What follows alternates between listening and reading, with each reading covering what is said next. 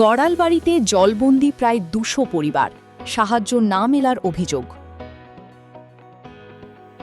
ভারত বাংলাদেশ সীমান্তবর্তী গড়ালবাড়ি গ্রাম পঞ্চায়েতের একাধিক এলাকা জলমগ্ন, প্রায় ২০০টি পরিবার জলবন্দী। প্রশাসনের সাহায্য না মেলার অভিযোগ তুলেছেন এলাকাবাসী। হ্যাঁ, ডুবে আছে তো। এই তো কালকে থেকে এই যে জল বৃষ্টি কত, আমাদের জলে পরে রান্না বান্না করা যায় না। হ্যাঁ, রাস্তায় আছি। গত ২৪ ঘন্টায় জলপাইগুড়িতে ১৬৫.৬০ মিলিমিটার বৃষ্টিপাত হয়েছে। বুধবার সকাল থেকেও চলছে ভারী বৃষ্টি।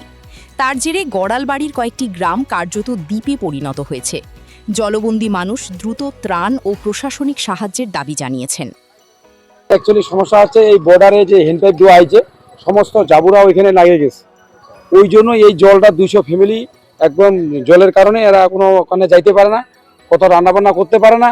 বাড়িঘর ডুবে গেছে, প্রায় ৫০০ বিঘা জমি একদম পানি নিচে আছে আর কি, জলের নিচে আছে। সেই ওয়াগুলো সেগুলো ধান আর আজও এগুলো হবে না। এগুলো অ্যাকচুয়ালি যদি বর্ডারে যদি বড় একটা ব্রিজ হয় সবচেয়ে গেলে ভালো হবে, কারণ এইখানে ২০০ ফ্যামিলি একদম প্রতি বছরে এরকম করে এরা জলের তলায় থাকে।